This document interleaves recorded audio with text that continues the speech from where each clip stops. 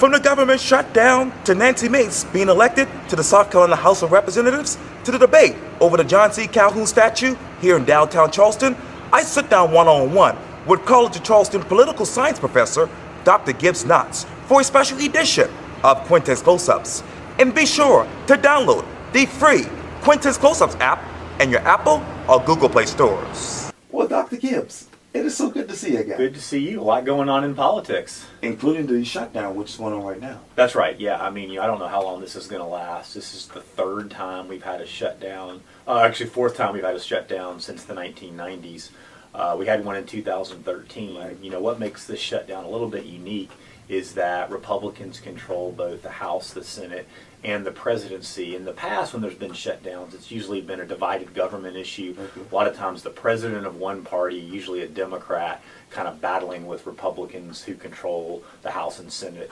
And so it's a little bit different this time. I'm hoping this is going to be a short shutdown because there are a lot of people that this affects. Not only the people who work for the government, but also the folks that depend on services and need really to get answers from the government. Whose shutdown is this? That's a really good question. So, you know, Trump is the master brander, and he calls it the Schumer shutdown. That kind of rolls off the tongue really nicely. You know, I think both parties deserve some responsibility in whose shutdown this is.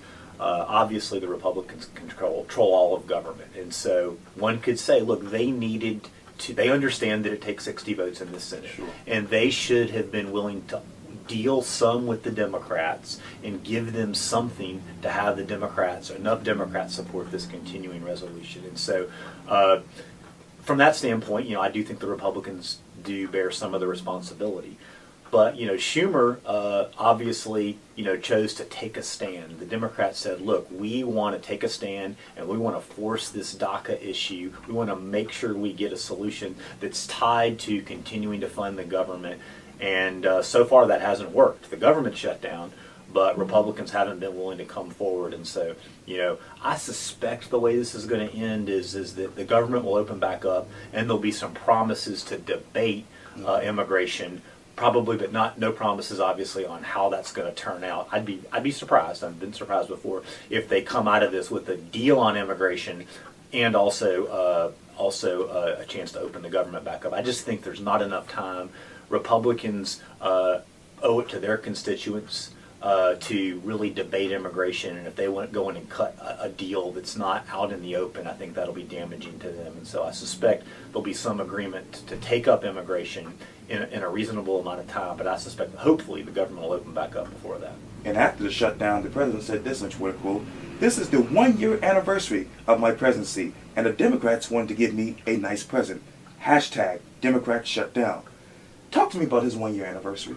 Yeah, I mean, you know, this has been, he ran a very unconventional campaign. Everything that we sort of thought we knew about American politics, you know, he seemed to defy. He didn't raise the most money. He didn't have the most endorsements. He said things that normally would get you in a lot of trouble as a candidate, and he survived all of those. And he brought this unconventional style into the White House. And so what typically presidents will do is they win election, and then they try to build on the folks that brought him there, and so they try to add and get those moderates at least, and maybe in Trump's case a few Democrats to support him, and that's not what he's done. I mean, he's been pretty consistent in terms of reaching out to his base, but not really trying to come up with policies. Immigration's an example that if he was able to come up with some bipartisan immigration legislation, that could have the potential to expand beyond his base.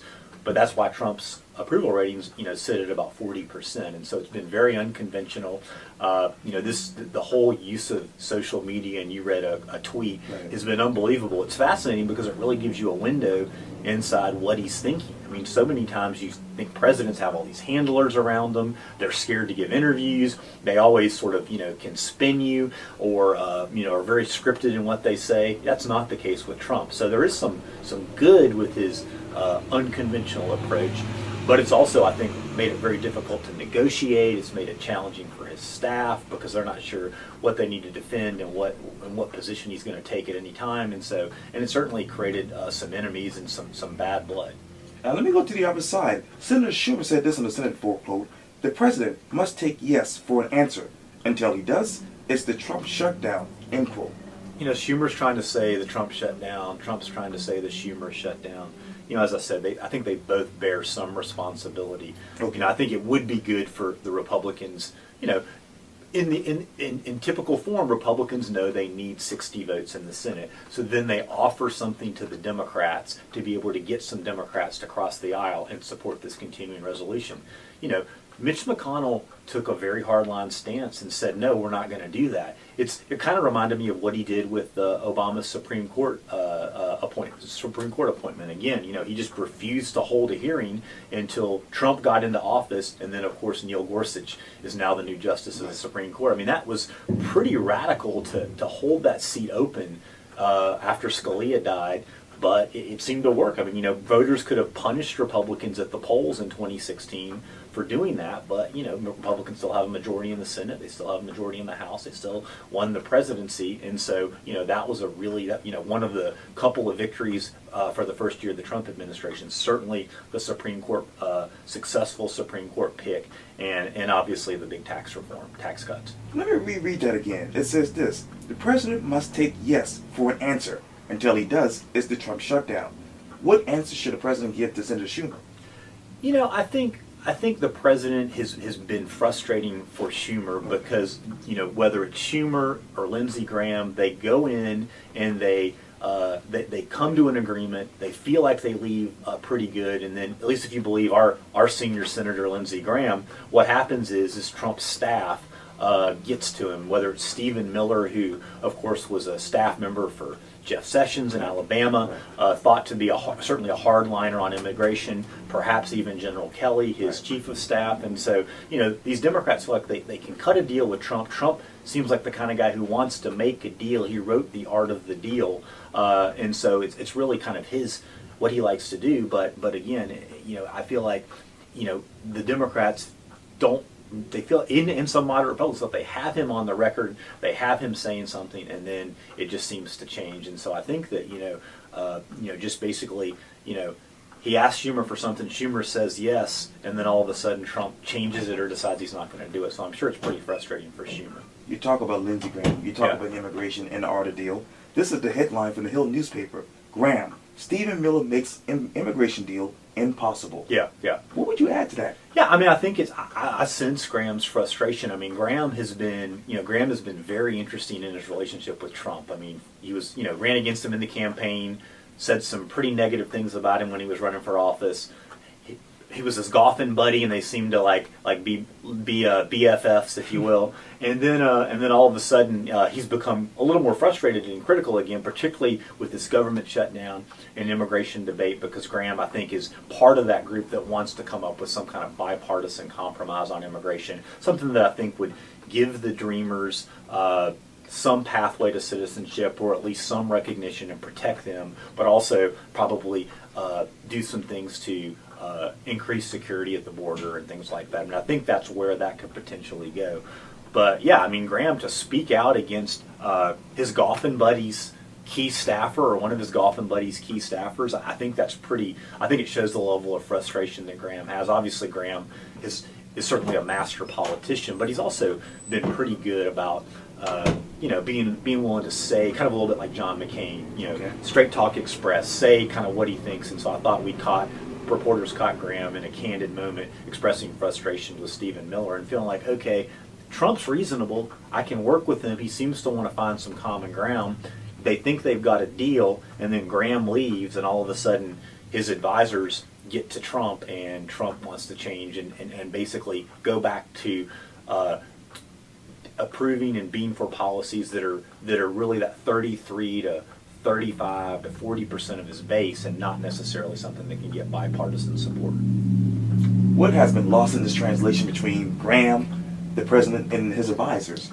Yeah, I mean, I think that as some folks will say, Trump has a reputation at basically his position is whoever the last person he's talked to. Okay. And so, the advisors are there in the White House, right. So Graham can shuttle over to the Capitol, they can meet in a room, he thinks he's got things squared away, and then maybe, I'm guessing Stephen Miller or John Kelly or other advisors can go to Trump and say, look, here's kind of where I think this might go wrong, or this is really going to make your base mad, or hey, Mr. President, you campaigned on building a wall and Mexico is going to pay for it. If you start to, agree to something that doesn't get you the wall that you promised, then that can really damage you and that can really hurt your base.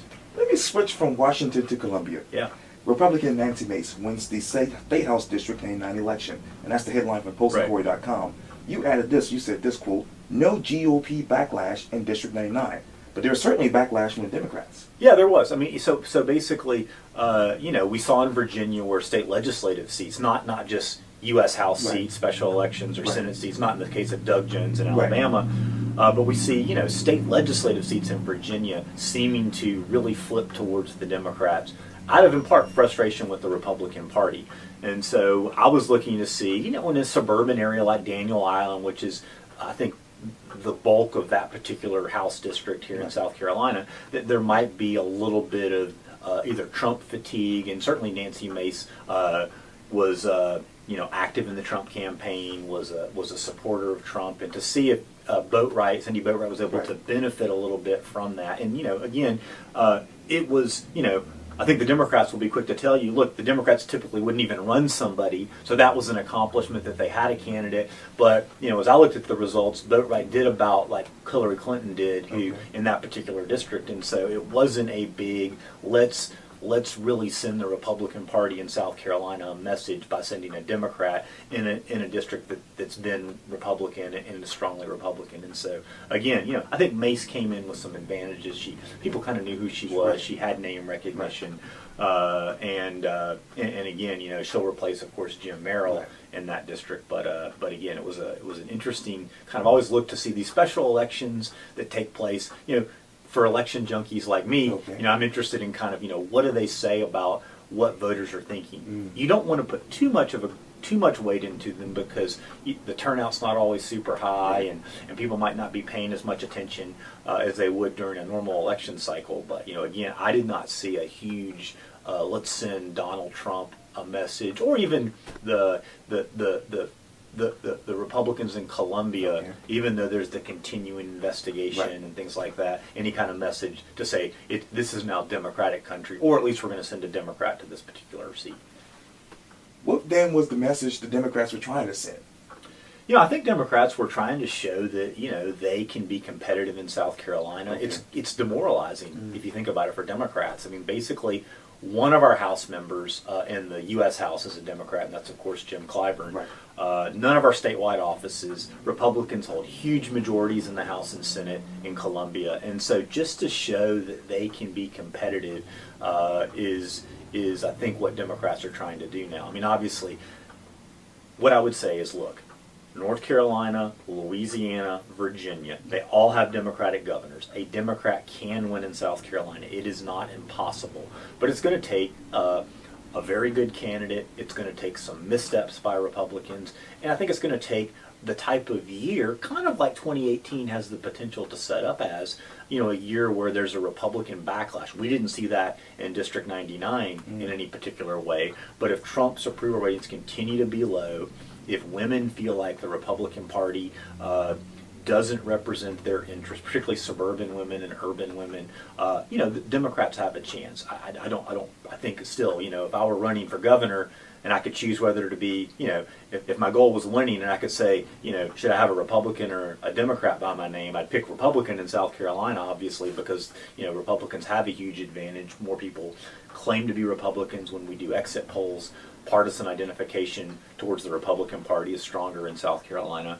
But I think Democrats need to show that they are a viable alternative. And personally, it's not about, necessarily Democratic or Republican policies for me.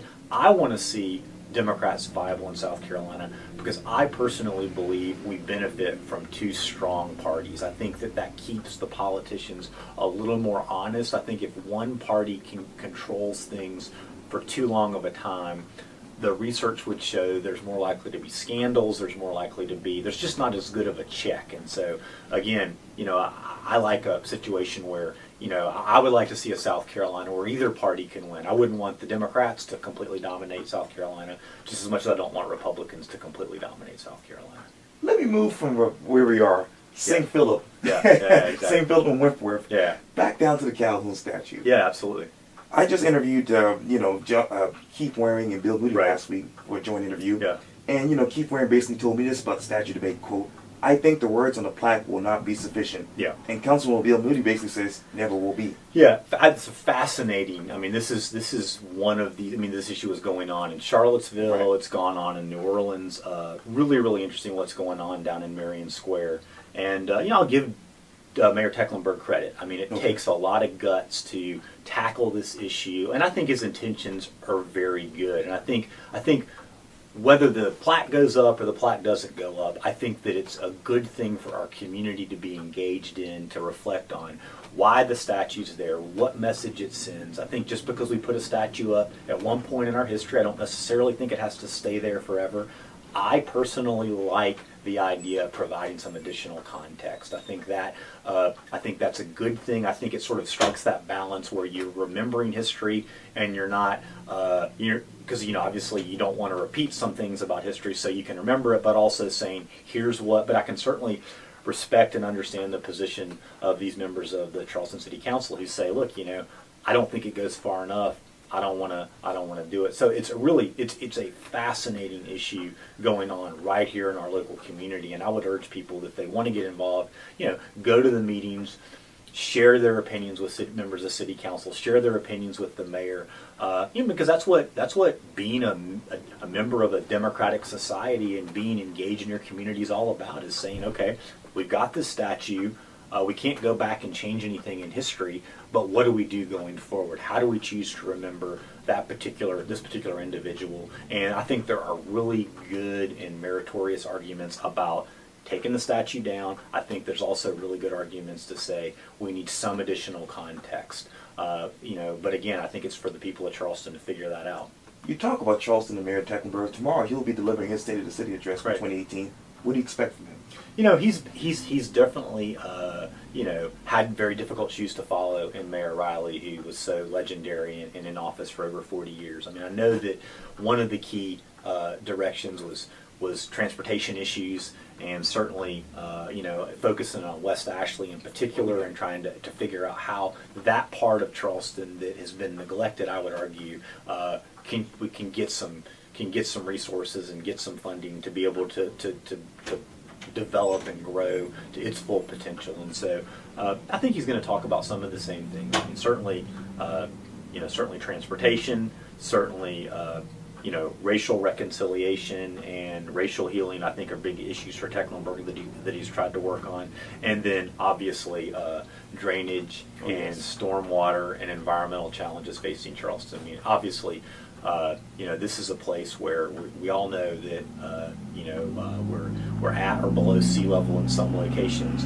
and you've really got to have the infrastructure to be able to weather these, not just hurricanes anymore, but rainstorms. Because if a rainstorm hits on a particularly high tide, it can have a big impact on areas down by the market. I know where you work, and certainly right here in places near the College of Charleston. And so we've got to think through, okay, and the good news is there are other cities, other countries that have really tried to figure this out. And I think the Netherlands is a great place to look. Okay. I mean, they've really learned how to live with the water, and there's some creative engineering ways that we can borrow to be able to live in this beautiful environment and protect these beautiful buildings, and to make it a place that can continue to be a mecca for tourism. And I think those are challenges, and I expect he'll talk about those. And it's not going to be an inexpensive proposition, but I think these are solvable problems.